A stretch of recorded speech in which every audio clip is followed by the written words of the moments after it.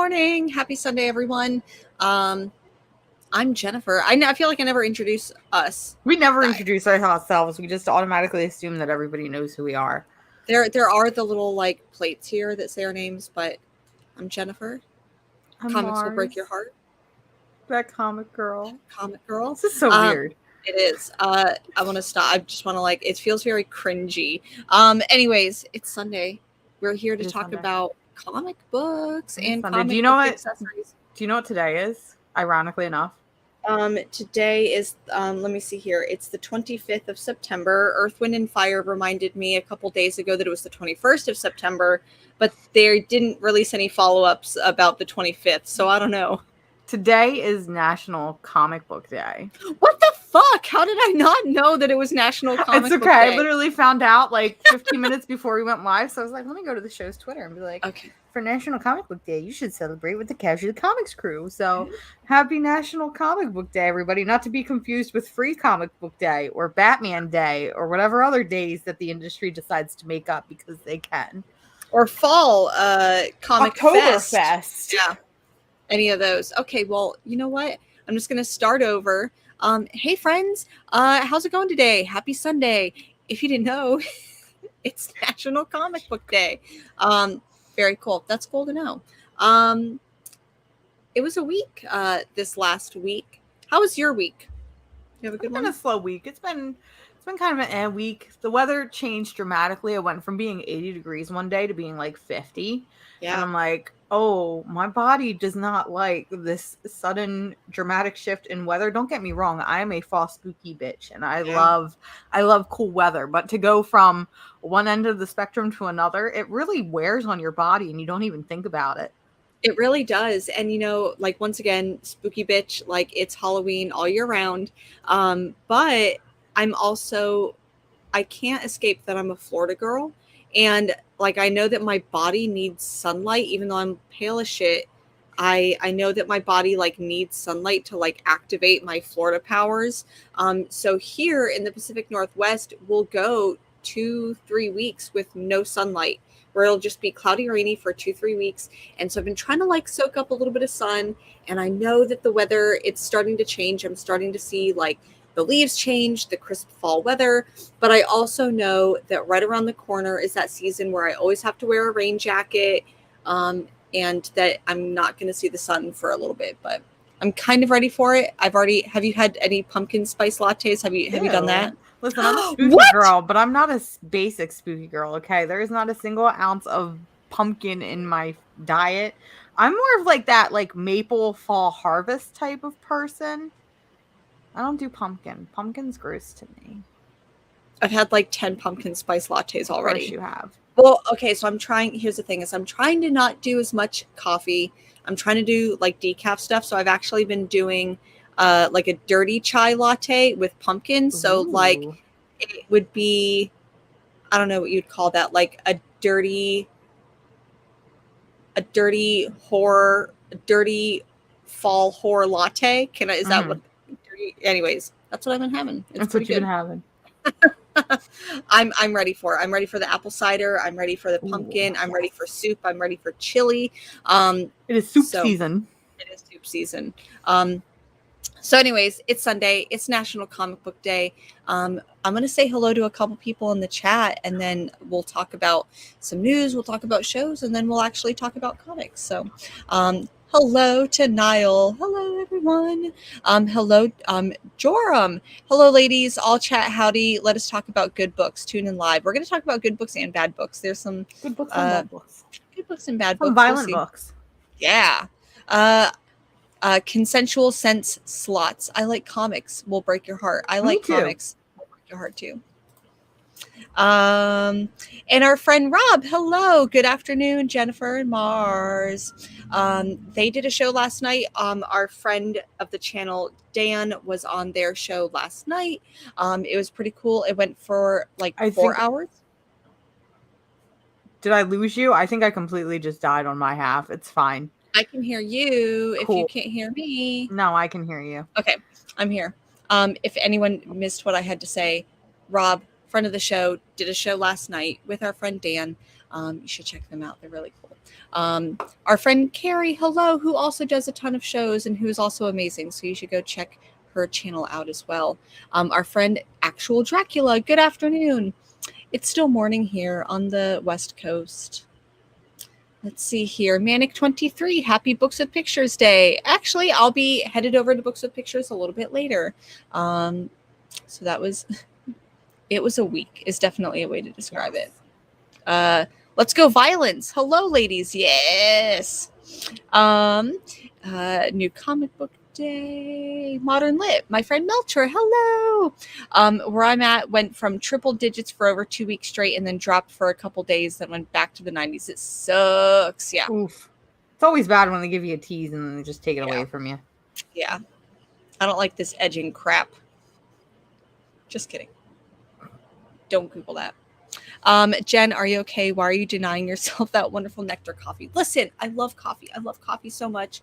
I can do like 2 sips in the morning of a cup, and I like perpetually drink energy drinks throughout the day. So I'll like have a cup before work, get a like latte on my way to work, and then I'll have an energy drink or 2 throughout the day. So I'm just trying to like cut the caffeine. I feel like we've become the same person. Like, are you feeling my bad habits? Yeah, I am. You're feeling my bad habits. I'm like, here, let me push my bad habits onto you. So the only bad habit I want to push on people is I'm a book pusher. I'm a book pusher. I push books. Yeah, I'm gonna be a book enabler. So if you ever need an excuse, just blame it on me.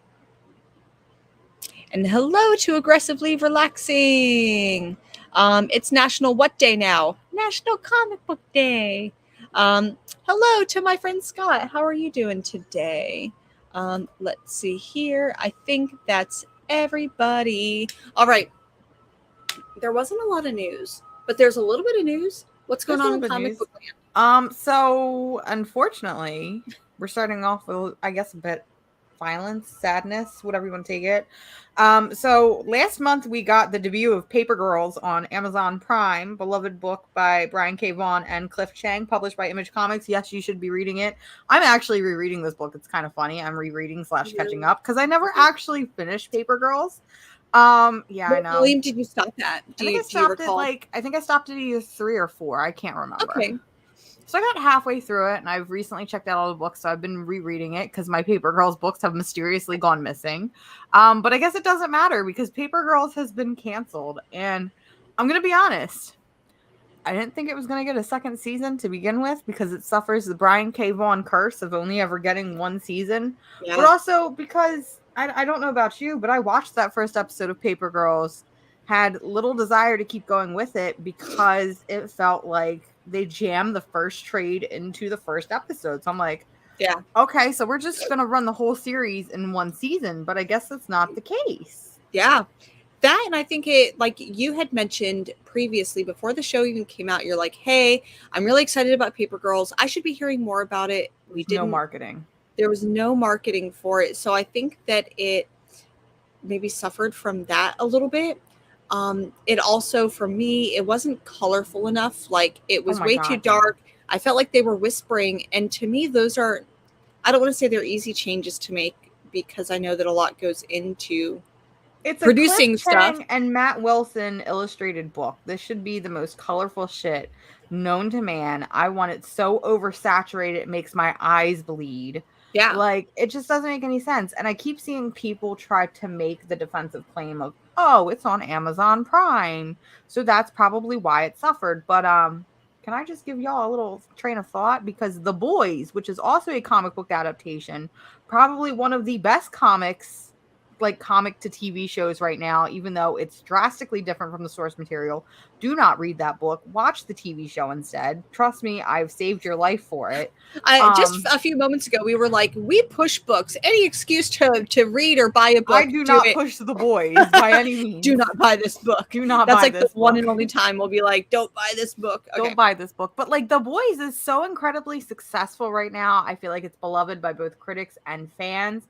And the same can also be said for Invincible. Which is another comic property on Amazon Prime. So like for a while I was like, is Amazon Prime going to be the place for comic book adaptations? Like, is that where we're going to see the majority of them? And I got really I excited thought, for Paper Girls. yeah, I thought that out of any of the streaming services, I thought that Netflix was going to be the one, because a couple years ago they partnered with Millar and did Millar World and did an exclusive with Millar World, and And have we done have nothing seen with it. nothing with it. And so I thought that there was a show on Netflix called The Magic Order, and I thought that that was going to be an adaptation of Millar's comic book, but it wasn't. So, And then we anyways, got Jupiter's Legacy, which bombed in the first 5 minutes and got canceled immediately. And I feel like the Millar World was probably quietly canceled, never spoken of again. But at the same time, you have things like Sandman right now, which is the best. It's and probably the best adaptation I've ever seen ever. here's the thing: do we just need to like crowdfund a streaming platform where it's literally just comic adaptations? Yeah, let's do I it. feel like we need to do that, especially for indie comic book adaptations, because Yeah. it does feel like they're all over the place. You got Sweet Tooth and Sandman over on Netflix. You got The Boys Which are and both Invincible excellent. over on Amazon Prime. I don't want to say you have, you had The Runaways and you had Why the Last Man on Hulu, and then HBO Max, which has rights to the DC superheroes, has things like Doom Patrol and Titans and Harley Quinn and things like that. So it's like, Yeah. I need all my comic content just condensed into one platform, please. I agree.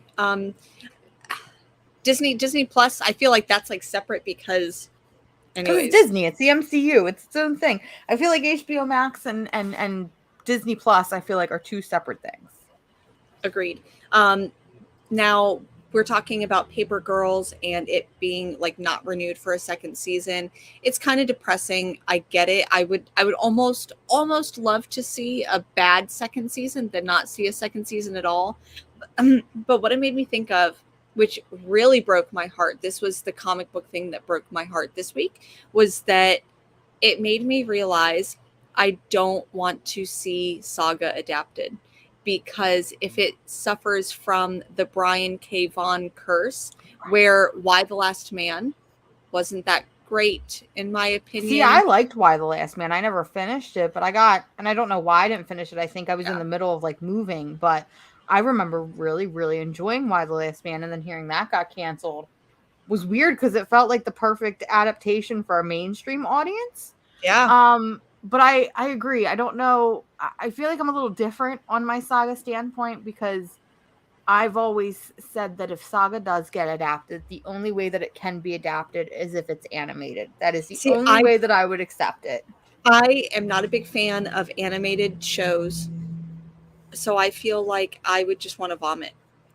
Now, what if it wasn't necessarily, so when I say animated, I feel like your brain immediately goes to like 2D Invincible like Disney animation. What if it was more like Sex, Death, and Robots animated, where it had this unique style to it, but it also wasn't limited? Because I feel like if we bought something like Saga to live action, we would be very limited on those places and creatures that we would be able to see.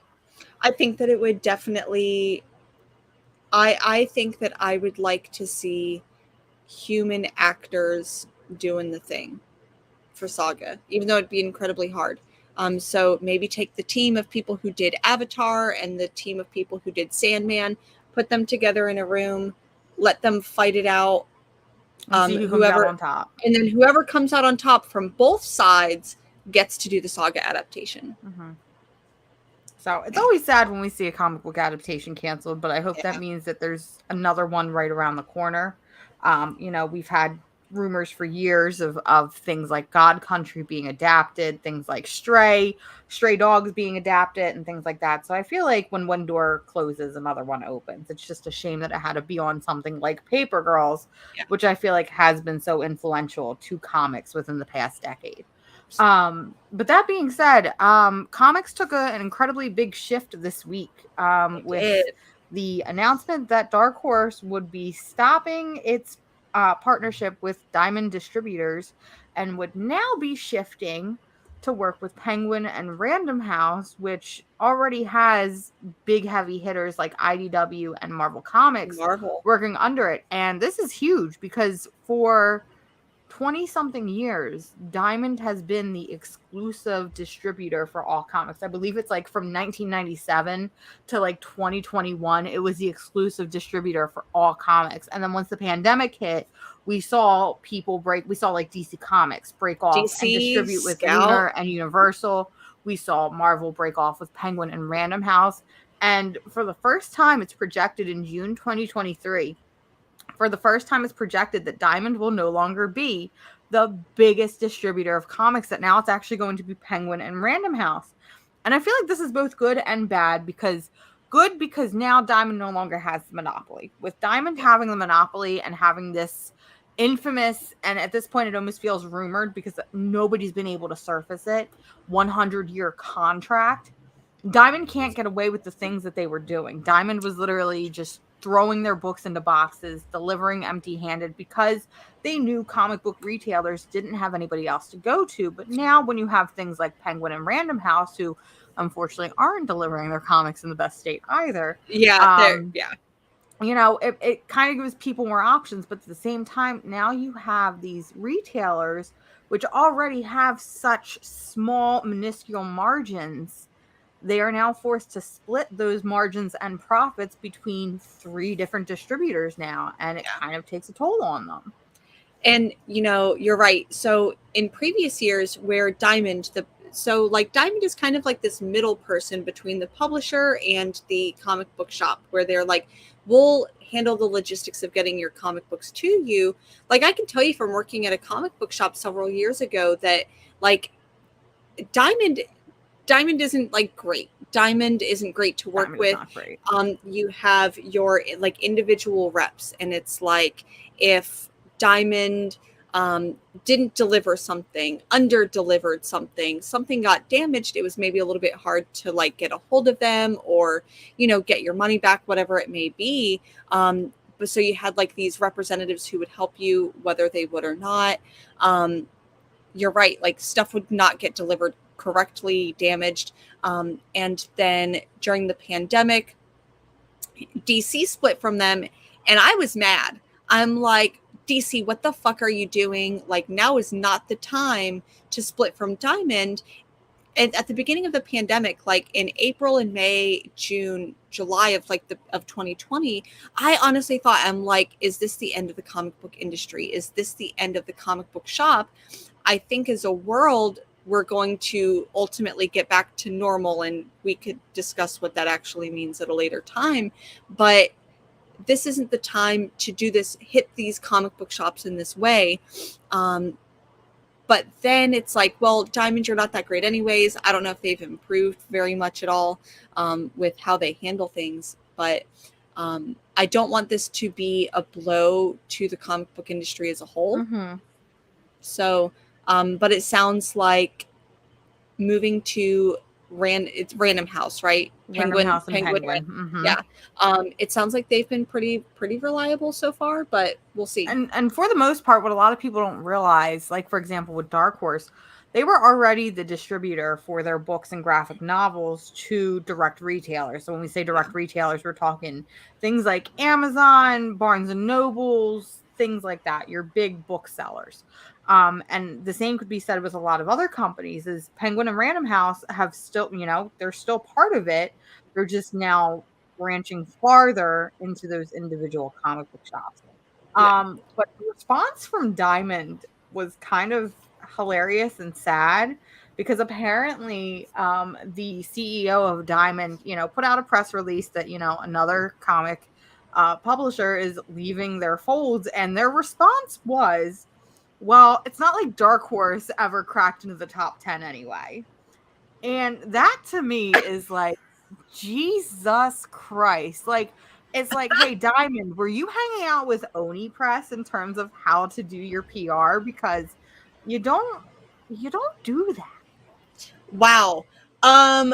It feels like what this is, you know, if you date, maybe this is, I don't know what this is actually like, but if you like date a guy and you go on a date and then you're like, hey, things didn't really work out between us. I'm really not feeling it. And he's like, whatever, I didn't like you anyways. you're too ugly for me. Like that's kind of what it feels like. It's feels like gaslighting. gaslighting. Marina makes a comment of with the changes Barnes and Nobles had made recently, I fear for the future comics being carried in their store. I need to know more about this. Please drop me more so I can look more into this. I know that for a while ago, Barnes and Noble was carrying single issues in their store. I don't even remember that. I know that they've always been big on graphic novels. I don't remember them ever carrying single issues. Yeah, but here's I think the thing. This was a while ago. This may have been like 10 years ago. If I'm buying single issues, I'm not going to go to Barnes and Nobles. I'm going to go to a comic book shop. Now, graphic novels, it all depends. Because I mean, if you're hitting me with a sale, it's like buy two get one free or buy one get two free. I mean, come on, man. We gotta listen here. I gotta do what I gotta do. But that was the big comic book news, and it's proof that comics are constantly changing. It's true.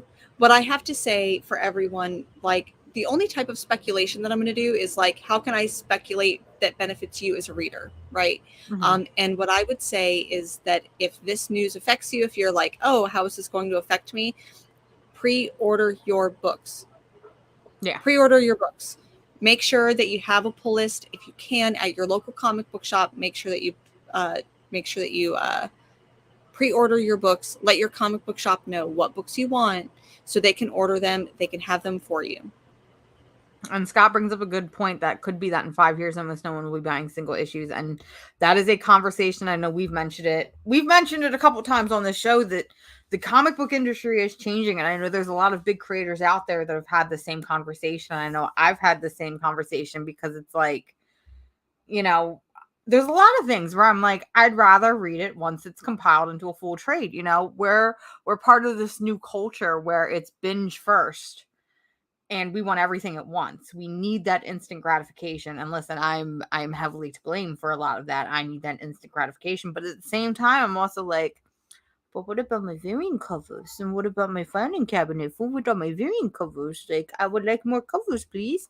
So it's kind of like that split between the middle. And it's a conversation that I feel like we're going to have for a couple years, if not the next decade. And we won't see that shift going from one extreme to the other for a long time. Yeah, I agree. But what I have to say is that in 5 years, if no one is buying single issues, it means I'm dead. Yeah, basically. That's basically what that means. So Marina has given us a really good breakdown and thread being a former Barnes and Noble's bookseller. So to kind of break it down, what they're trying to say is that they are only pushing the proven bestsellers and the hardcovers from those bestsellers. That it means less diversity, more of the same handful of authors, and thinking of it as an airport bookstore. And that kind of makes me sad because I feel like with comics, that's where, especially at least maybe this is only because this is where I've had my eye on things, but I feel like comics have gotten more diverse, especially within the last five years. We've got more stories involving people of color, more stories involving queer individuals, more stories written by those same individuals. So to hear that these booksellers, which are putting these books into the hands of others, are restricting what they're able to access, that makes me really sad. So I guess I'm just going to have to stand in front of a Barnes and Nobles and push all the books that people should be reading that are written by people of color and queer people. So cool. I can do that. No big deal. It's cool.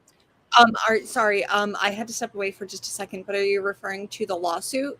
No, Marina was pointing out a good point that apparently Barnes and Nobles, they are only pushing heavy sellers. And they are only keeping within that constraint of those proven best-selling authors. And so less diversity and less stories are coming out or being pushed to the forefront. And like I said, I'm here to champion all of those great stories that they don't want to.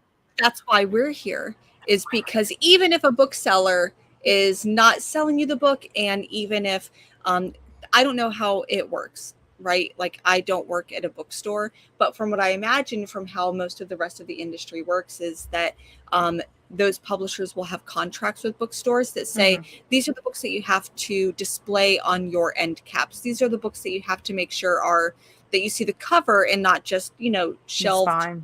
Yeah. So that's why this is a shameless self-promotion, is watch maybe shows like this, maybe make sure that you're watching reviewers who are more diverse and aren't just getting advanced reader copies from because we're going to tell you. We're going to tell it to you Because at the end of the day, I have no loyalty. Nobody's paying me to be loyal, okay? Yeah. If I think your book is trash, I'm going to say your book is trash. If I think that you should be reading a book, I'm going to say that you should be reading a book. You will never, I can't speak on behalf of Jen, but I feel like it's a very similar mindset, and that's why we get along, and that's why we have Casually Comics. But if we like a book, we're going to talk about it. If we don't like a book, we're going to talk about it. There's no cookie cutting, no sugarcoating, no nothing when it comes to comics. Yeah, so true. I want to say hi to my friend Sanimation. Hello, it's been forever. Agreed. That's why we're here. Comic books are for everyone, and we're going to recommend the comics that we feel like are for everybody. For the most part, there's some really like weird niche things that I'm into that I'm like, okay, there's a very specific type of like. There's a very specific type of person that will like this, but I like it. Like, hey, if you like monster fucking books, you should read this. That's what we're here for. That's what we're here for. But that being said, I think it's time to talk about comics. And I think it's time to talk about shows. Oh, you want to talk about shows? I need you. Sorry, no. I know that all of you are here to like hear us talk about comic books. I need to know about Andor. I watched 5 minutes of the first episode, and I have no clue what's going on. I really want to like Andor because it looks like Blade Runner to me. Oh, baby, Andor is not. I don't want to say this, but Andor is not for you. Andor is not for the casual Star Wars fan. I'm gonna put it bluntly. Listen, I've only watched 1 episode out of the 3 that they released. But I'm not even a Star Wars fan. Exactly. So it is not. Oh, baby. I mean, you can try. Okay, here's the main question. Have you seen Rogue One? Rogue One is probably my favorite Star Wars movie. Well, good job. Good job. So you're winning there, and that is the right answer. Congratulations. You passed the test. So it's Andor, for those of you that don't know, I'm going to educate Jen because I feel like she saw the trailer and was like, oh, this is cool. I'm like, I literally watched. I didn't even watch a trailer. I knew I was going to watch it. I watched the first couple minutes and I'm like, this looks like Blade Runner. This is going to be amazing. And then my squirrel brain got lost in the sauce and zoned out. It's not Blade Runner, baby, but okay. So Andor is, I'm calling it the Game of Thrones of Star Wars. I should love this. You should love this. On paper, you should, but you might get a little confused. So it is set 5 years before Rogue One. It is, I think I did the math. I literally was sitting on my couch with like a piece of paper doing math, trying to figure out where in the timeline this was. I have a spreadsheet. It's insane. I'm psychotic. It's fine. I'm psychotic. It's fine. So it is set 5 years before Rogue One and roughly 14 years after Revenge of the Sith. So 15 years after Anakin Skywalker has fallen to the dark side and become Darth Vader and the Empire's taken over. And it's essentially showing the rebellion and the bad things that they have to do in order to basically survive and to win against the Empire. And I really like that because as a kid, I romanticized the rebellion. I'm like, okay, it's the good guys fighting about the bad guys. But what happens when the good guys have to do really, really bad shit? That sounds like my jam. I will say this. The first episode was incredibly slow. It was very dense. It was a lot of world building, a lot of setup. Like I said, I've only watched the first episode, but I will be watching the whole thing because, again, I'm a Star Wars fucking nerd. I need to know everything there is to know about Star Wars. Rogue One is one of my favorites. But yeah, Bizarre Effect calling me out on my Andor theory, so I guess I'll spread it here for everybody. So you haven't gotten this far into the show because you've only gotten 5 minutes in, but Andor introduces a new robot droid named B2, I believe is his name. And I do know this because here's the thing. I had a moment of realization where it's like, why do I really like the robots? And why are the Star Wars robots always my favorite? Well, I was like, why do I always like the robot in Star Wars? And then I'm like, oh, wait, I always like the robot or android in Star Trek. Oh, wait, why do I always like the robot in any show or film? Oh, wait, is this one of those like autism self-diagnosis things that the internet has been doing? So I don't know. I've been doing some soul searching on why I identify. That's how I am with like the weird gremlin-like creature. So I feel like we're the same, but on different spectrums. But That's and the ADHD self-diagnosis. But Andor introduces this cute little robot named B2 Emo. First of all, his name is B2 Emo. Okay, Emo. That's my boy. I love that. And he's just this cute little thing. And apparently Cassian has had him since he was a child. And I have a theory. Because in this show, we don't see K2, which is the giant robot from Rogue One, the giant Imperial Yeah. robot. So we're supposed to get the introduction of Cassian and K2. But apparently it's not supposed to happen until the end of season 1, and it's going to take up the majority of season 2. My theory is B2 Emo is K2, and he's going to transfer his sentience into this larger robot that can do more things.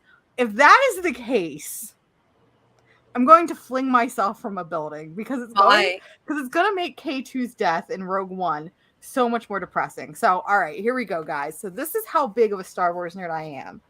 One of my favorite things about Rogue One is reading the Rogue One novelization, because it gives you so much more that they don't show you in the fucking movie, including the final thoughts of these characters as they're dying.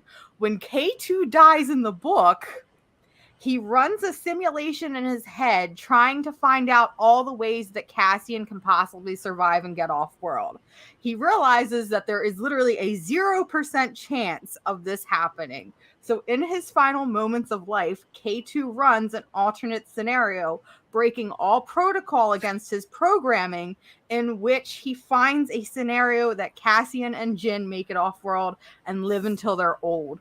And the last line before he dies is the scenario pleases him. So if this is actually his childhood friend and companion, I'm never going to be able to forgive myself. Okay, this is adorable. I now need to, as a self-proclaimed non-Star Wars lover, I tolerate Star Wars next to Star Trek, but as the like non-Star Wars like lover, I feel like I now have to watch everything. I need to read this novelization. I feel like you just need to like watch Star Wars with me, because I'm definitely that person that's like, did you know this? Did you know that? Did you know that in this book and in this comic this happened, and so it connects it to the movie? My friends and family hate watching Star Wars with me. This is why I don't think that like anyone should ever watch Dune with me, because that's me. So what needs to happen, I will go ahead and tolerate a Star Wars if you can tolerate Dune and or X-Men with me. So you know that meme where it's like everybody, because everybody does this. Everybody does this that has seen the fucking movie. You know that scene in Lord of the Rings, The Two Towers, when Aragorn kicks the helmet and everybody leans to whoever it is they're talking to and is like, did you know that he actually broke his foot? Imagine that scene and the obnoxiousness of the person you're watching that movie with. But imagine it for the whole fucking movie or show when it comes to Star Wars, because that's me. That's, I think, what I would need to enjoy Star Wars. I guess that means we're going to have to watch some Star Wars then, Jen. Let's do it. I got you. I think what we should do, hear me out. Here's what I think that we should do. We haven't talked about our Patreon for a little bit, but I think what we should do is I want to try to do Discord again. Let's have a Star Wars watch, and let's get on watch Discord. Party. A Star Wars watch party where Mars narrates the entire length of Star Wars and all the dumb fucking facts and the fact that she can speak certain languages in Star Wars. Let's go ahead and we're going to create a Patreon member Discord. I could do it. Let's do it. I wanted to major like Star Wars in college when I was thinking of going to college, just for the sheer fact that I could go to my professor and be like, I know more than you. Yeah. That is incredible. Okay.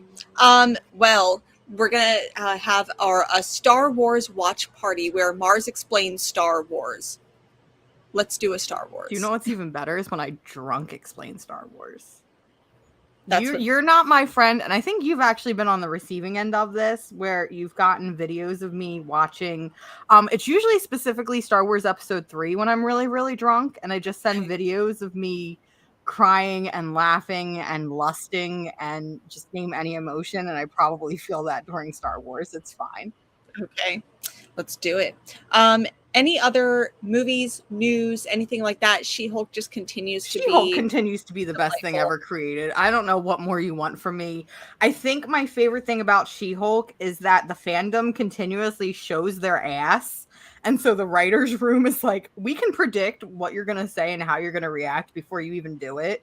Because it's like, they'll say one thing and then the next episode, that exact thing that they said is in this show. But it's like, you know that this shit was written and filmed months in advance. So like, you're being predicted. Stop being an idiot. Stop getting predicted and just have fucking fun. I want listen, Marvel, Disney, you're listening. You're big fans of the show. Thank you. You can contribute to the highest Patreon tier because I know you're good for it. Thank you very much. I need 12 seasons of She-Hulk. Just fucking think about like The Office. The Office has what, 9 seasons? Give me 9 fucking seasons of She-Hulk. Just give it to me. I deserve it. I'm a good person. I've had to sit through boring MCU stuff for the past 15 years. The least that you can do is give me 9 seasons of She-Hulk.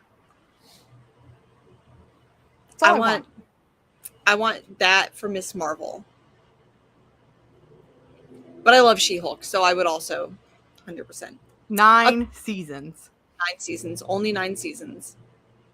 That's all I want. Well, any other news? Any other happenings in comic book world land? No, the comic book industry has been surprisingly quiet. So I feel like it's only a matter of time before somebody blows up and does something completely stupid. Like, it's been about 2 months since we've had the Chris Claremont incident at C2E2. So I feel like we're in for a good one coming up. Where my immediate thought, which is horrible, was like, someone's probably going to die. Shit. So like later today, wait for the announcement, because I feel like that always happens. It's like, it was a really slow comic book news week, and then someone either dies or someone is always perpetually showing their ass on comic book Twitter. But yeah. Well, it's funny, today you were like, I didn't read that many books. I only read it was a slow week. It was only 7 books, and I'm like, really? I don't know. Were we reading the same shit? Were we pulling from the same release list? Because it was so slow for me. I'm like, I feel like it was a lot for me. Oh my god. So what the hell did you read that I didn't, apparently? All these.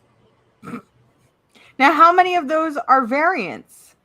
Okay, maybe a couple are variants.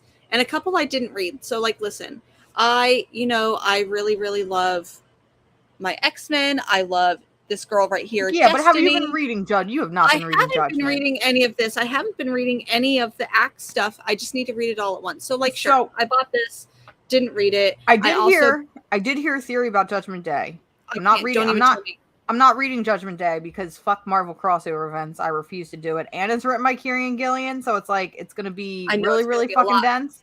But apparently I saw somebody say that the purpose of the Judgment Day crossover or event, whatever you want to call it, is that they are trying to get rid of the resurrection protocols on Krakoa. And it's just because here's the thing. How do you get around something like resurrection? Once Jonathan Hickman instituted that, it's kind of like your monkey's paw. It's like you have a solution for everything with being able to resurrect as many people as you want. So if that's the case, I'm kind of okay, but why does it need to be a big event?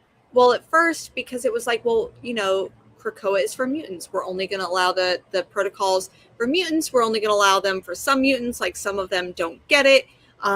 So I think that is good, because then it also becomes what are the stakes? If the highest stake that a character can go up against is oh, they're going to die. How do they get around that? But then it's well, even if they die, if they can be brought back, how are the stakes that high? So I get it. I'm okay with if they get rid of that. Mm-hmm.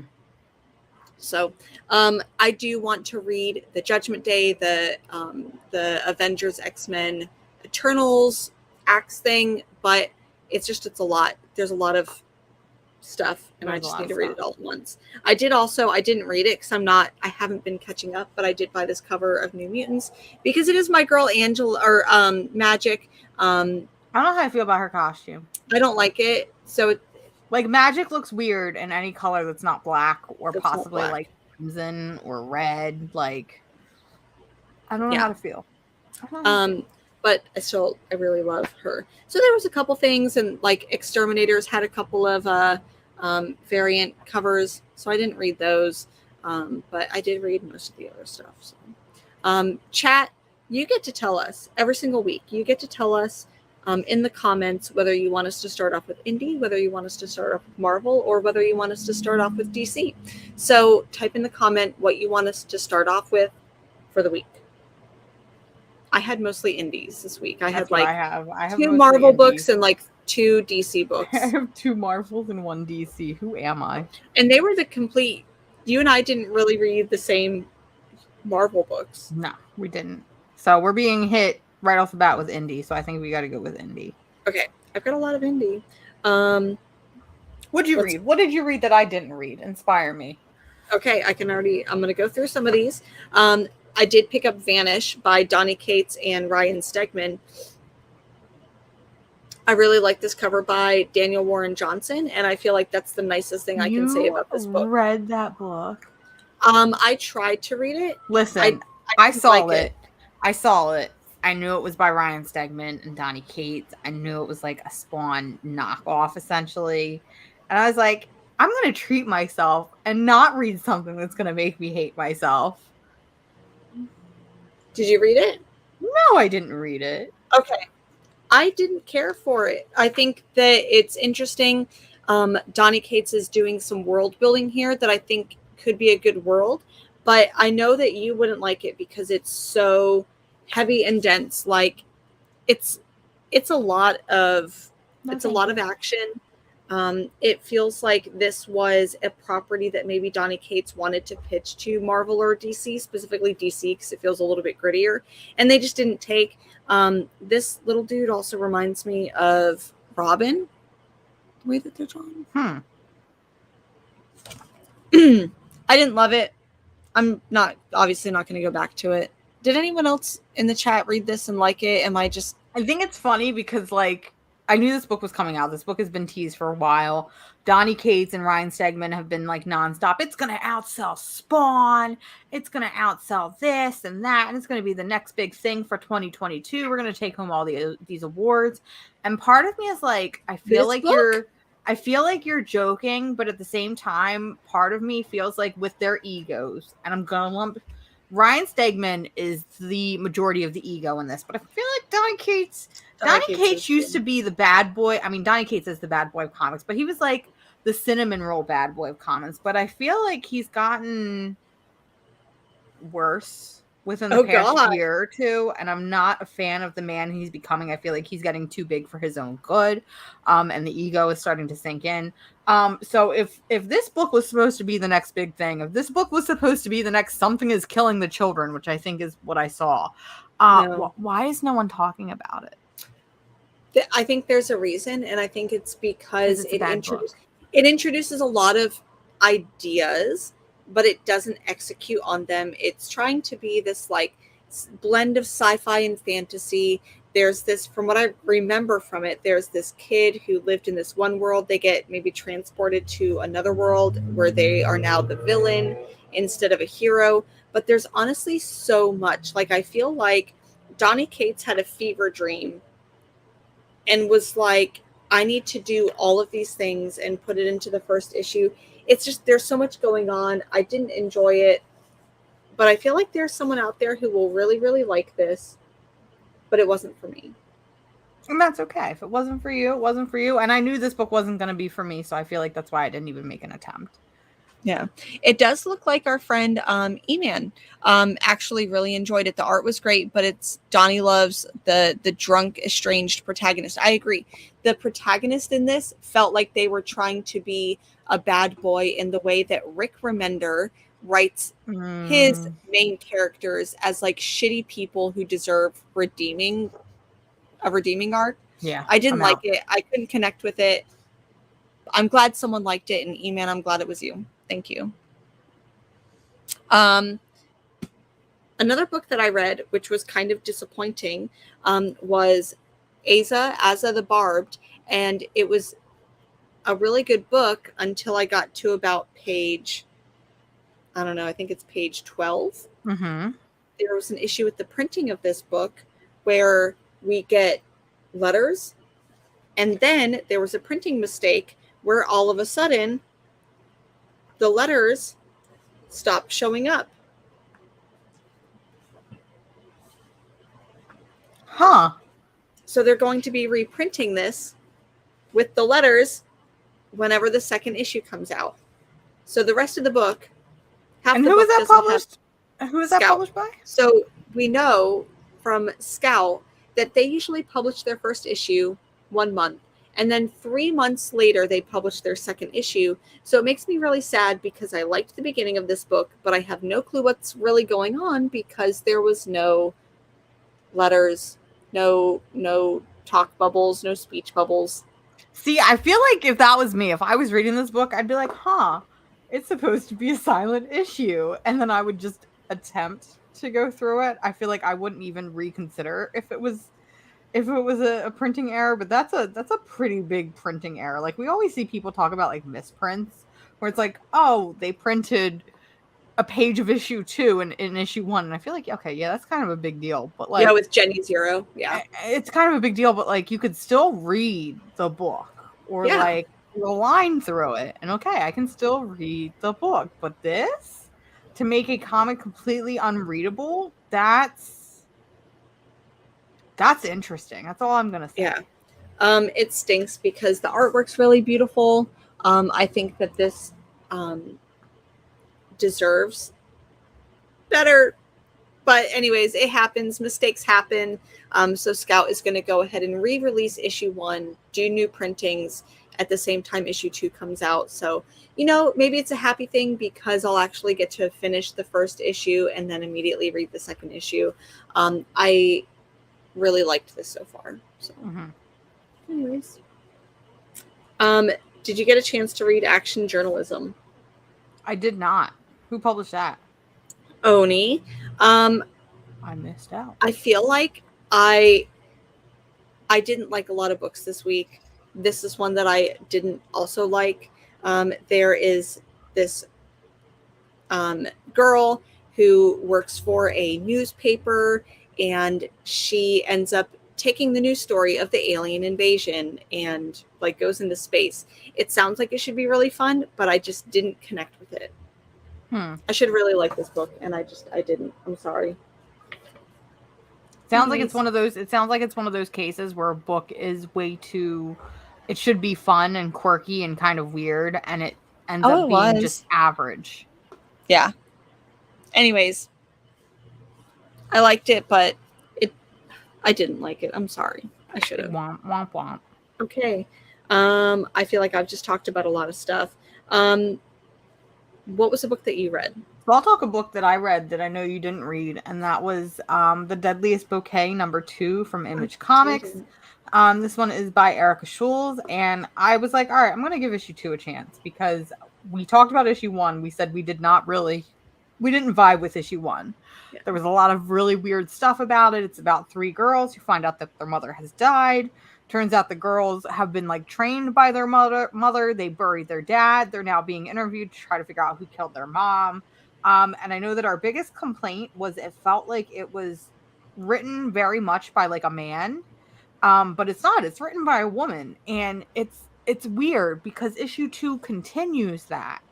And not only does issue 2 continue that just awkward, you know, women written by men, so they don't really know how to portray women, which is weird. But they throw Nazis into it. And that to me is like, when you're throwing Nazis into your book, that to me is the sign that you were trying way too fucking hard to seem edgy and kind of cool. Are Nazis the bad guys though? They are, but they aren't, because the Nazis aren't necessarily a prominent piece. It's kind of like a throwaway line that like, oh, their mother like killed Nazis and assassinated Nazis, and they've got this World War II gun, which is now going missing. And the ending cliff is, you know, the gun is now linked to a 20-year-old murder. And I'm like, I don't understand where this book is going. And it makes me sad because I love the premise of 3 girls that grew up in a forest, all named by flowers, have a mom that killed an abusive husband, having to deal with the repercussions of it now that, like, if you had just been like, hey, this book is about a mom dies, the 3 girls know what happened, police now in their investigation discover the body of their dead father, and now have to kind of cover up everything. I'm like, all right, cool. This would be really cool. That sounds like everything I want to read. But I read it and I didn't love it. And it wasn't good. So I gave it a chance. I gave it a second issue chance. I'm not going any further on this one. I'm cutting it off. That makes me really sad because the last book that Erica Scholes did was Bylines in Blood, and I really loved that one. I picked up the trade like immediately after. I'm like, I read this entire series in single issues. I have to pick up the trade, and I loved it. But maybe I always do this. Maybe it'll be better in trade. We'll see. I don't know if I'll pick up the single issues. One of the other books that I read, it's spooky season. I feel like there was a lot of horror number ones. Did you get a chance to pick up Creepshow? I didn't, because I've never actually read or watched anything with Creepshow. So I was like, I feel like I'm going to be lost on this. So I'm just going to enjoy the ride. So I had really, really high hopes for this book. It really does do the Creepshow thing. Like we've got the Crypt Keeper. They obviously don't, let's see here. I was trying to figure out if they actually call them the Crypt Keeper, but anyways, it really did have that EC Comics vibe. There are 2 separate stories in here. I felt like the stories could have pushed the edge a little bit. The first story is these kids walk up to a house doing like trick-or-treating. They take too much candy, so then they get punished for it. And I don't know, kind of like at a gruesome end. Mm-hmm. So I felt like this felt way, way, way too close to something that I've already read in like a Creepshow book. I don't know. Wasn't fun. It's not that it wasn't good. It just felt flat for me. I needed more. I needed either more gruesome. I needed more gory. I needed more like push on the gas. But anyways, I think if you like spooky books, you'll like this. If you like the old EC comics, you'll like it. So I think it's funny that Creepshow came out the same week that another book came out. And that was Stuff of Nightmares by Boom Studios, keeping on with the creepy, spooky theme. Yeah. Stuff of Nightmares, from my understanding, is like the first R.L. Stine comic made specifically for not necessarily an adult audience, but it's not made for kids. Yeah, most of the ones that they've done have been more like kid young related, adult, like teen. scholastic stuff. And R.L. Stine, so fun fact, Goosebumps terrified me as a child. Like, really? So I read the books, but the TV show terrified me. Like, if I heard the Goosebumps theme playing, I immediately ran to another room and covered my ears because the theme song scared the fucking crap out of me. Now I go around my house twerking to the Goosebumps theme. So, like, man, we've really fucking evolved. That's some character development right there. I love it. But turn your childhood trauma into adulthood twerking. I love it. But like I've been kind of like been on like an R.L. Stine kick, like Fear Street. I grew up with those books, the Fear Street movies on Netflix last year. I know a lot of people didn't care for them. I personally really, really enjoyed them. I've been watching like a lot of weird R.L. Stine stuff on like YouTube, to which I found out that this man could crank out a book in like 8 to 10 days, which is fucking insanity to me. Yeah, that doesn't surprise me. I feel like R.L. Stine, I'm pretty sure that they've been referred to as like, I don't know, Stephen King, but for kids. He's a pro at what he does. That's all I can say. But this comic I was actually really excited for because I'm like, ooh, a dark R.L. Stine. And it starts off again with a Crypt Keeper. And I'm like, okay, this is very much like R.L. Stine. Like reading it, I felt like a kid again, transported. And like, okay, this is R.L. Stine, but for adults. And this book started off very, very slow. It got to a point where I'm like, I don't know if I like what I'm reading. And then we're introduced to the little freak in the closet's cousin. Yeah. Little Frankie. And little Frankie is also a little freak. And apparently is like this child that's been created by mutilated body parts and has like a mutated pig's heart and the body or the brain of a small boy who died in a car accident. And you have this group of people that are like creating him, and this news reporter stumbles on, and it's creepy, but like not in like a bloody gory sort of way. It's that classic R.L. Stine where he just takes something weird and fantastical and still makes it relatable to your own life. And it's like, Yeah. it leaves me wanting more and to see where this one sort of goes, because the way issue 1 ends, this could honestly be almost like an anthology, but they leave it on a cliffhanger. So I'm like, all right, where are we Where's it going? this one? So I really enjoyed this one. I'm glad that like I gave this one really high hopes for it to be like a something is killing the children, nice house on the lake sort of like horror vibe, and Yeah. it didn't quite hit those marks, but I still really, really enjoyed it, and I'm looking forward to the next one. I agree. I think out of all of the like spooky books, like spooky single issue books that I read this week, this one was probably my favorite. And I think this was very intentional, but it was supposed to be like a retelling of Reanimator. So anyways, I really liked it. The artwork I think is fantastic. The artwork by A.L. Kaplan and colored by Roman Titov. I don't know if my friend Melcher is still here, but it definitely gives me Mike Mignola Hellboy vibes from the beginning. Maybe not towards the end, but definitely there are moments that remind me of some of the creature designs. Like when we see the creatures on page doing their creature stuff, their creature stuff. It gives that vibe. Yeah. There was another book that came out this week called Weirder Mysteries. And this one was an Archie Comics book. So it's like set in Riverdale. This one is definitely the teen version of all of those things. There's 3 stories. I feel like it's supposed to be those like cautionary tale type things, but it's teen. So, you know, none of it really ends up as bad. It was very cute, but it wasn't as spooky as I wanted it to be. It was still pretty good. Honestly, though. Archie Comics pisses me off because they stopped doing their Archie horror stuff, and it's all I want. Like, listen, just give me fucking Afterlife with Archie again. I'm not asking for much. Please just end it. Not only that, they've literally just been doing one shots. That's all they've been doing. Not only that, but like Chilling Adventures of Sabrina came out months ago, and they claimed that they were going to go back to regularly publishing that title. It's been 3, maybe 4 months. Actually, I think it's been longer than that.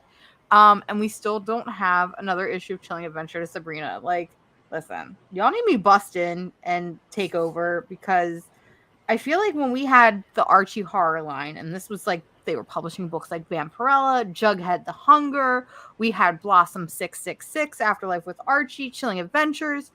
That I feel like was when Archie was in its prime. Everyone was talking about these books for the first time. Archie Comics was back on top for the first time since like the 50s, when they were doing digests, and they're still doing digests in the supermarket. It's like, why not capitalize on what is making you successful? And I feel like what halted all of that is the individual, and I'm blanking on his name right now, but the individual who was writing all of these and was kind of like the head of Archie Comics is now moving all of his focus to Riverdale.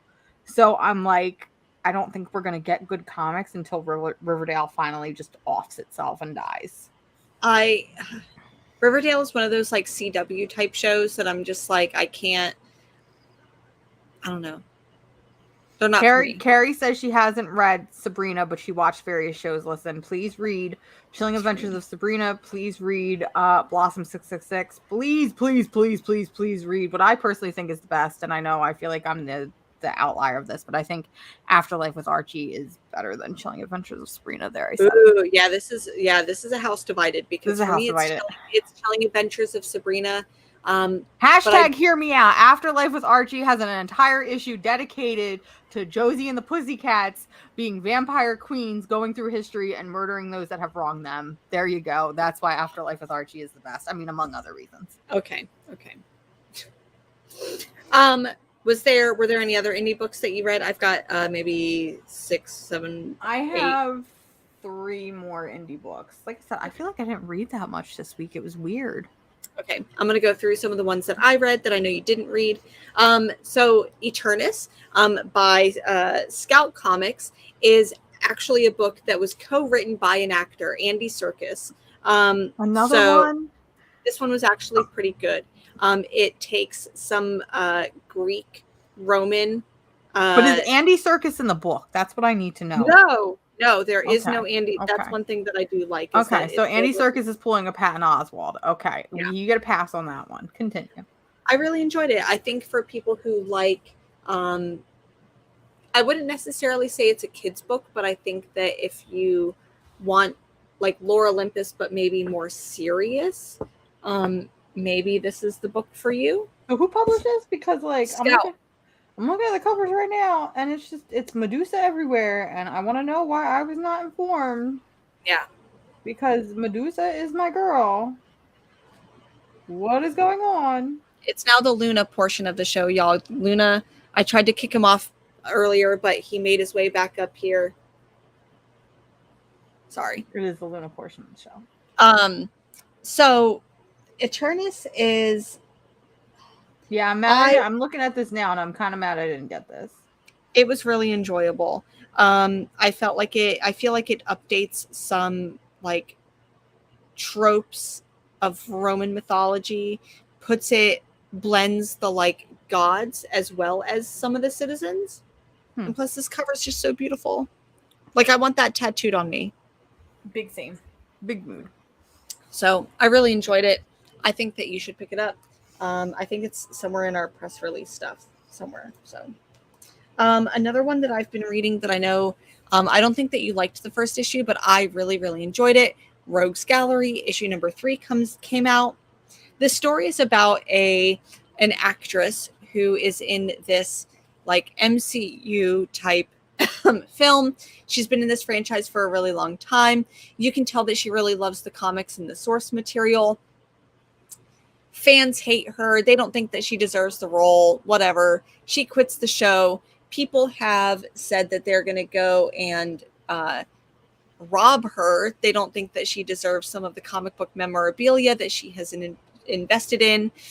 So they're going to go steal it from her, and they try to do that. And so it's like become this robbery. I really like it. I think it's fun. It's written by Hannah Rose May. It's really good. Did you hear that recently got picked up and is set to be adapted? It was recently picked up by Don Cheadle's production company, apparently, and is set to be adapted, which I think is huge because it feels like, and at the same time, I also am confused when a book gets picked up when it's only on issue like 1, 2, or 3. Yeah. Like we saw it more recently with Scott Snyder's Dark Spaces Wildfire. It's like, why not wait until a series has finished before deciding you would like to adapt it? But I guess some people see something and they immediately connect with it. So, or maybe they got like an advanced review or something like that. Maybe, so maybe it's very possible. Yeah. Which I would like to see that adapted. I think the same thing happened with 8 Billion Genies, right? Mm-hmm. That one got picked up. So I think the first issue is now on its like 6th or 7th printing.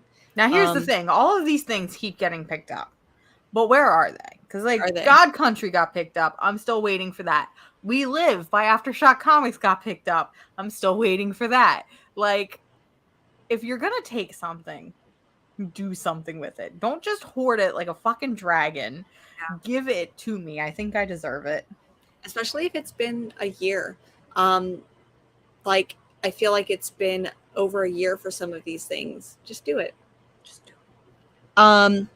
Another one that I read, issue number 8 of Nita Ha's Nightmare Blog, written by Rodney Barnes, artwork by Jason Sean Alexander. I love this. This is it's just a great issue. If you love spooky stuff, you should be reading this. The first trade just came out, which collects the first 6 issues. Rodney Barnes is a really cool dude. Anyways, you should be reading Nita Ha's Nightmare Blog. They're in Annapolis, is that right? Mm-hmm. Did they call it Naptown? Oh, that I don't know. I've only casually visited Annapolis because it's home of one of the greatest comic book stores on the East Coast, but I wouldn't be surprised if they called it Naptown. It's also home of one of the worst diners I've ever been to. Oh. Who puts clam chowder on a burger? What the fuck? I love burgers and I love clam chowder, and that just seems weird. Who puts clam chowder on a burger? I'm headed over there right now. And they claimed it was crab dip. I'll never forgive them. Okay, wow. Okay. Next, Wind. Wind. The Throne in the Sky, issue 2. So this is the second arc. This one is written by James Tinian, Tiny Onion. Tiny Onion. Love this book, and after reading this, it made me realize that Wind is like Saga for kids. Maybe I should read it. I'm really enjoying it. I love the story that's going on. It features like these like little magical, I don't want to call them like fairies, but they're on the run and they're being chased, and they're being chased because like they're not allowed to have magic, or like they think magic is evil. So this one, like I said, gave me Saga but for kids vibes. And you know, if I'm comparing a book to Saga, you know that I really like it. Yeah, that's a big deal. Should not be taken lightly. No, not at all. Another book that came out, The Lonesome Hunters, number 4, published by Dark Horse, Tyler Crook. I feel like this is the first time I've heard you talk about this, and it's on issue 4. It's on issue 4. I read issue 1. I liked it. Picked up issue 2. Didn't love it. Picked up issue 3. Liked it. Picked up issue 4. And I'm like, I love this book so much. There's a moment in it that made me want to cry. Where this like younger girl, anyways, it's about this like older man who has this artifact that people are after. It's like this magical sword thing. Anyways, he befriends this younger girl. She had to like watch, spoiler alert, she had to like watch her parents die. And there's a moment in here where the old guy is like, I've got to go do the thing and I might die and I may not come back. And she is really sad because of that. And then anyways, he comes back and she's like, don't do that. I can't watch more people die. And it was just a very emotional. It was good. I'm digging it. Okay. Any other indie books that you read? A couple of indie books that I read. So we have Blink number 3. I didn't read that one. Blink number 3 came out. It's still really fucking weird. It's like this underground society where a young girl escapes from at a young age, and she doesn't realize if it's real or if it's a figment of her imagination until she gets brought back. And it's just really weird. We're slowly finding out more about this cult society, how these people were tricked to live in this underground bunker, and how they got kept in this underground bunker and experimented in. I'm not loving this book. That being said, I'm going to continue to read it because I'm oddly curious and oddly fascinated at what's going on. It sounds like you are just like the main character in this book who's like, I need to figure out what is going on. Like, I need to know. I seriously need to know. It's insane. Yeah.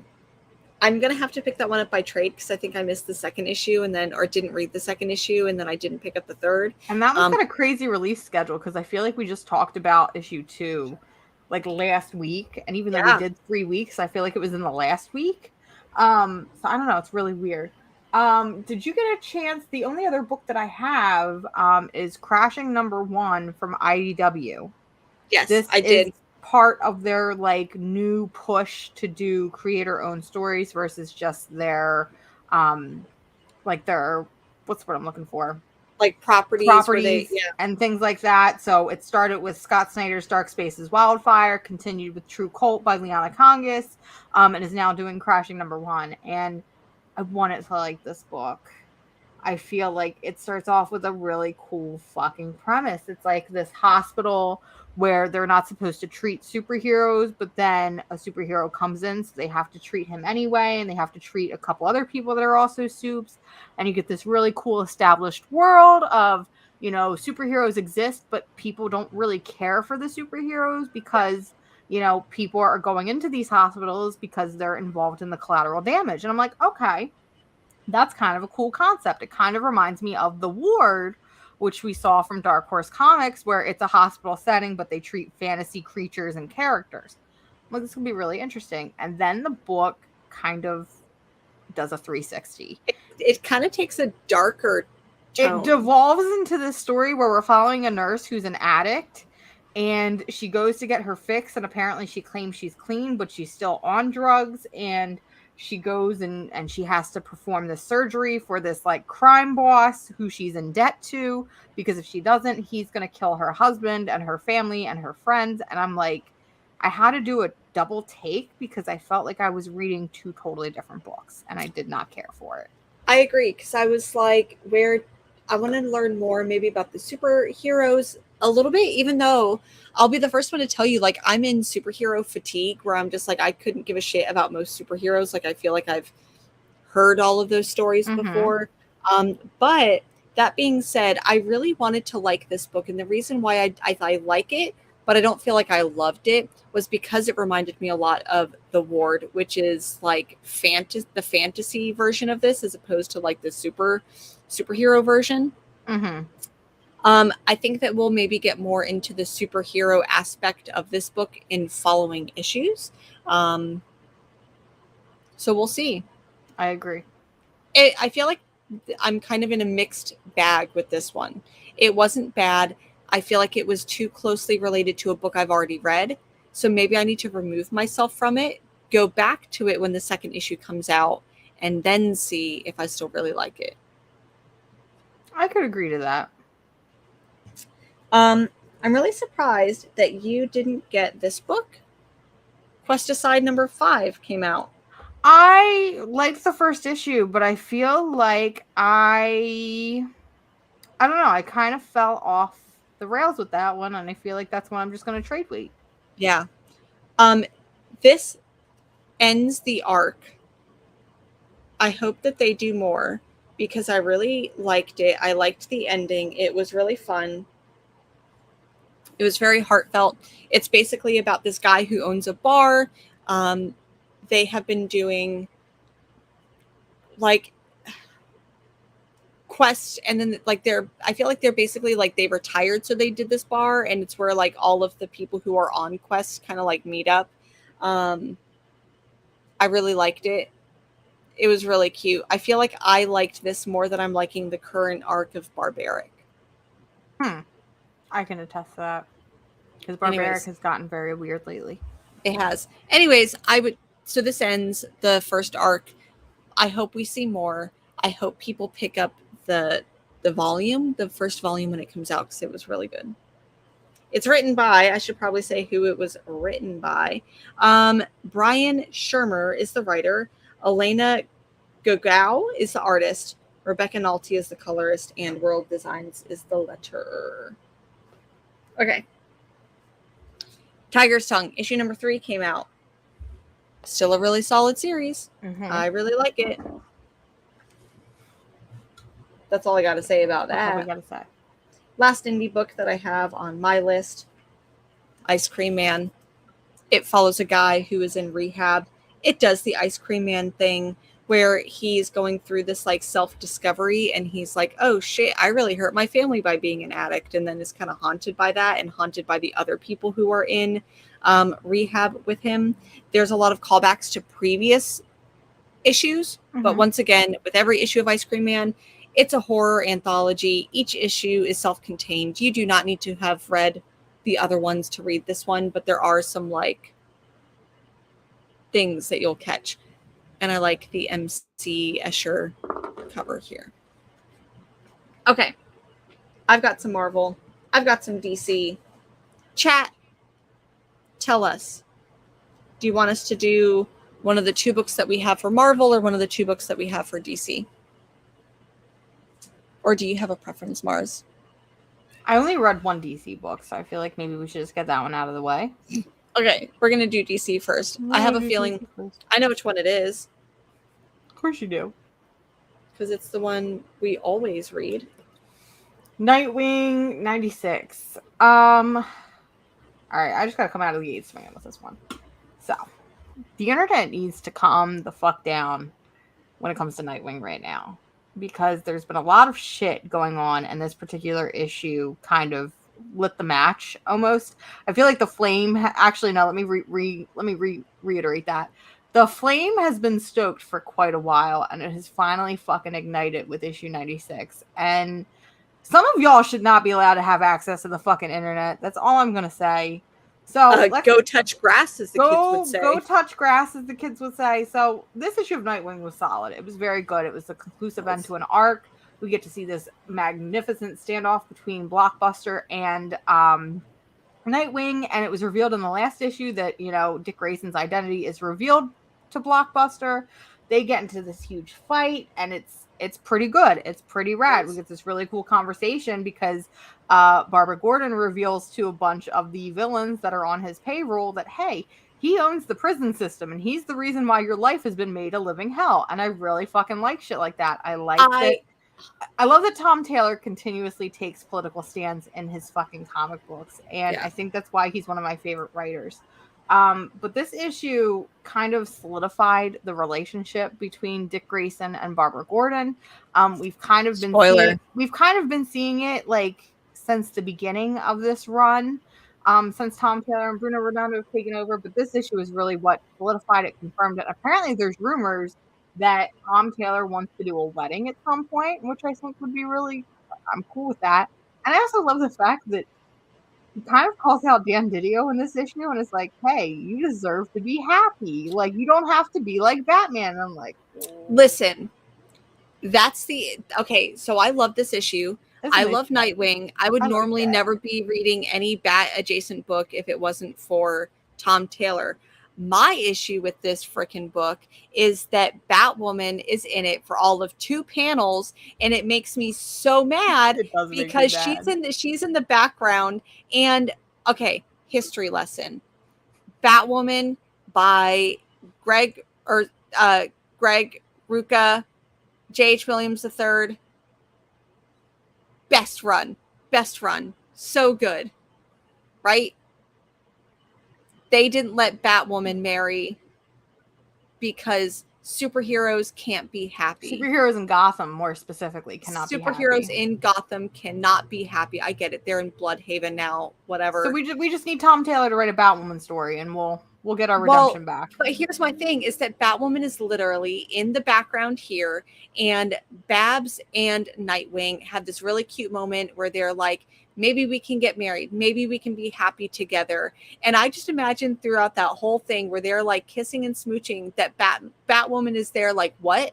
Y'all are about to be happy? Why are you allowed to be happy? You're allowed to have a relationship, but I wasn't. Okay, cool. Anyways, I'm still bitter. It's been like 15 years and I'm still bitter that Batwoman couldn't marry. Yeah, no, I'm still bitter. Okay. But the internet is taking things to the extreme because people have had a problem for a long time with the way that, I guess, the treatment of Barbara Gordon in this book, particularly because she has been seen in her Batgirl getup, and she's doing a lot more behind the scenes work as she would have with Oracle, and they're calling her Oracle. But because she's not in a wheelchair, people are throwing a fit, and I understand. Trust me, I'm one of those people that are like, I don't understand why DC had to give her magical legs and she's able to walk again. But if you think that this is Tom Taylor's fucking choice and Tom Taylor is the one that's pulling the strings behind all this, y'all need a fucking reality check and y'all need to learn how the fuck comics work. Because I've said this before on this channel, those writers do not have control over these stories. They are told exactly what they can and cannot do. They are told by page 3 that you must have credits, and by page 9 you must have a splash page, or so on and so forth.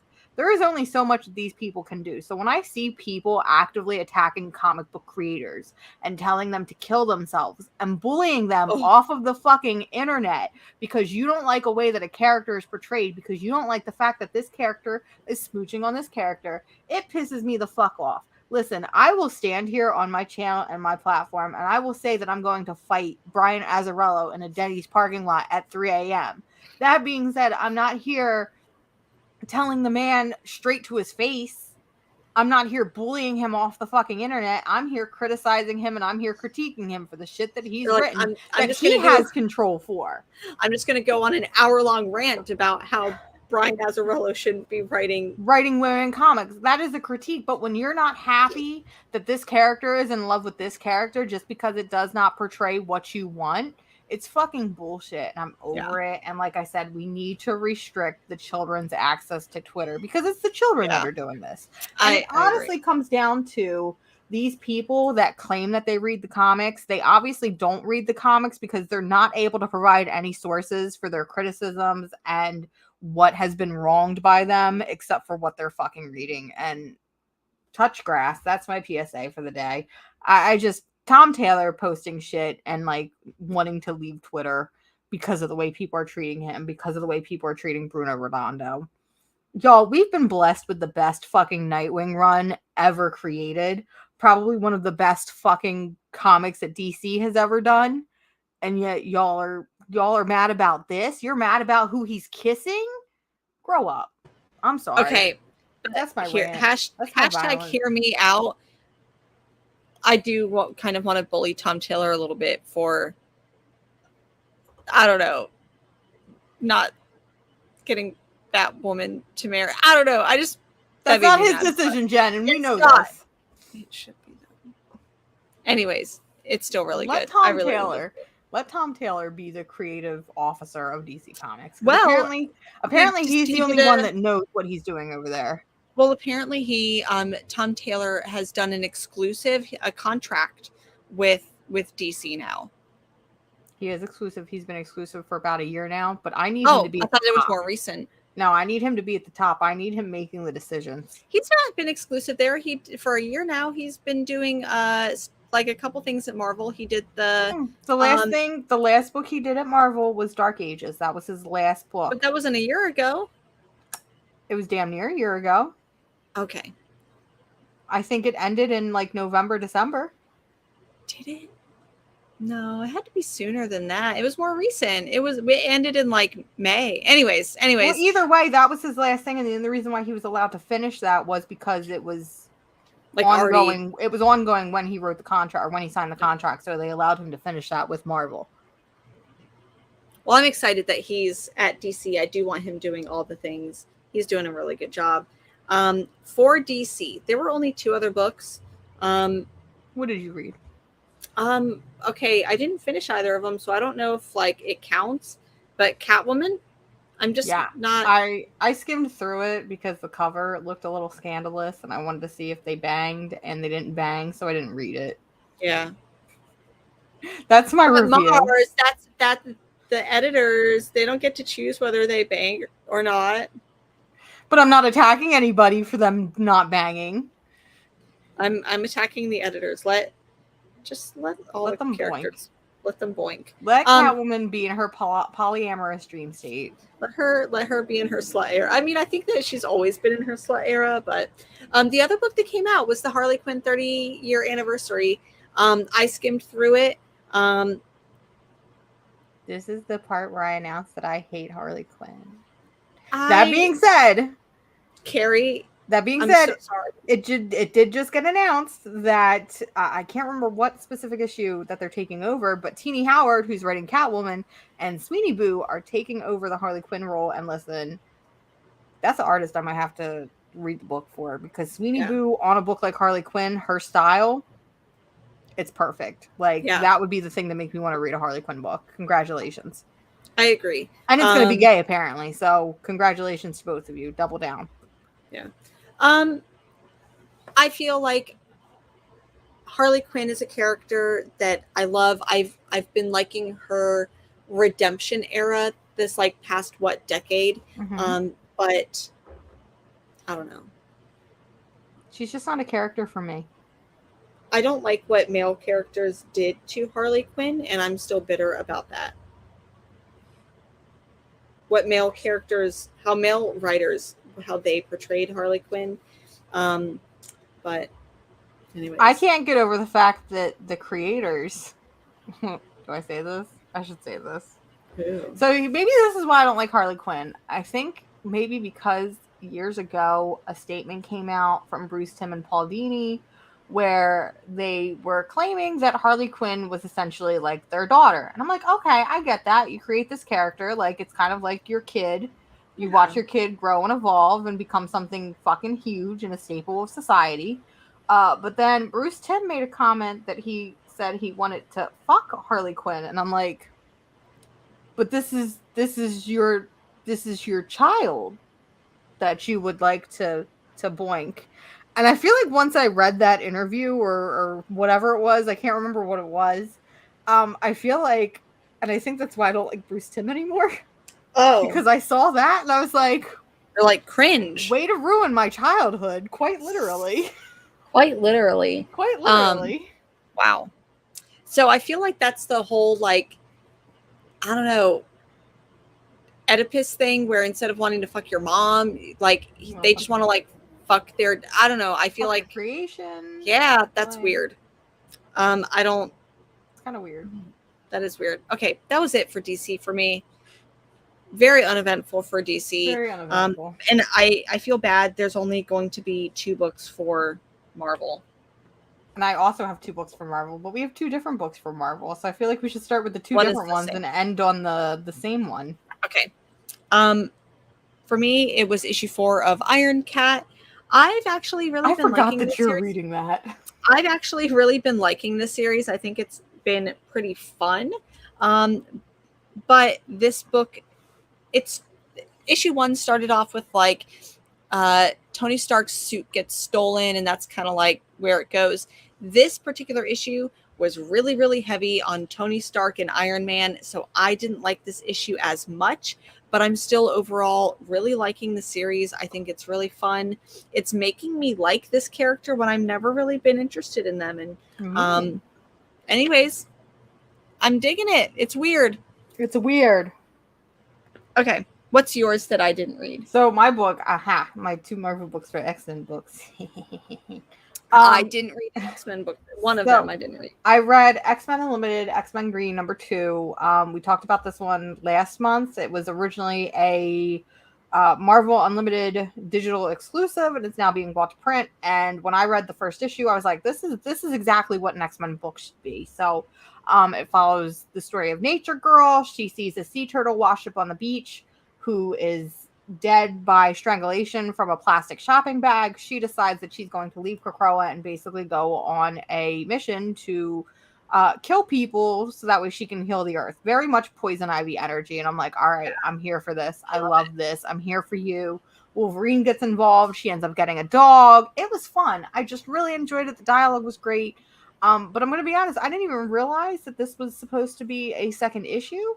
And I didn't love the second issue nearly as much. I mean, it still carries some of the same themes of, this revenge story, but I feel like it was maybe too much. And I feel like I enjoyed the first issue because it was very simple, sweet, cut to the point.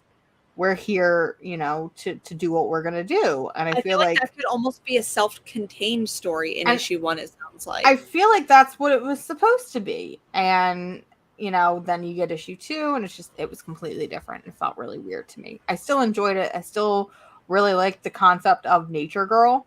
But I don't know. I want it more. I want it less. I want it less. Okay. I need it less. Ooh. I need it less.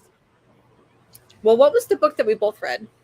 We read a little book, and I've been really, really excited for this book. It's called Exterminators by Leah Williams. It is essentially like the X-Men Girl Gang book that I think I've always wanted. So it follows Jubilee and Boom Boom and Dazzler and supposedly Laura Kinney, except JK, spoiler alert, Laura Kinney does not show up until the last page. So yeah, joke's on fucking you. And that's like my one. I mean, like, she shows up on the last page. I feel like that's my one complaint about this book. Yeah. How did you feel about the book? Because I feel like we're going to be kind of polarizing on it. I really wanted to like this book for all of those reasons. It starts off because Dazzler ends up breaking up with her boyfriend, or her boyfriend like cheats on her. Her boyfriend of 2 months that apparently she's living with. Dazzler. Yeah. That's lesbian energy, my dude. 100%.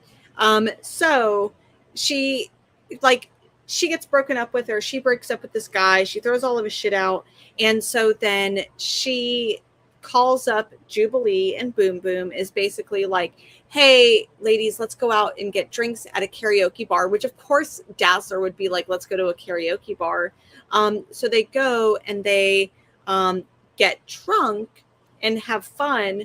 But spoiler alert, the ex-boyfriend comes back, has a thing that is a vampire.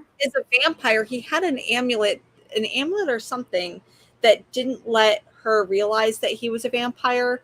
I liked this book, but there's a very big part of it that I am just like, Leah Williams, as a female, as a woman, why did you write this into your book? And a big part of this plot and this is kind of like a trigger warning for y'all. So a big part of the plot is that these ladies go out and get drunk, and they get like roofied by Dazzler's ex-boyfriend. That part wanted me, I wanted to just throw this book across the room. Why couldn't it have been anything else? Like, I really like a lot of Leah Williams writing, genuinely, but then there's always like that one thing where I'm like, that doesn't feel right. And that was the thing in this book that didn't make me feel right. Otherwise, it made me think of like Gotham City Sirens, but X-Men. Yeah, and not very much so. I mean, it was very, aside from that one glaring issue, this book was a lot of fun, I think. I really liked, I mean, I've always said part of my favorite thing, especially when it comes to superhero books, is character interaction, the dynamics between characters, how they interact and react to one another. And I feel like this book does a very, very good job. Also, can somebody please answer the question, when did Jubilee stop becoming a vampire? Because she's not a vampire in this. And I thought she was a vampire, so I'm a little confused. If somebody could just explain that, I'd be greatly appreciative. It's like, I think that there's, from what I understand, there's still like a little bit there, but this has been a minute. It's been a hot minute. It's been a hot minute. I still think the fact that she became a vampire, that's just weird, but it's cool at the same time. I don't know. It doesn't make sense, but I'm here for it.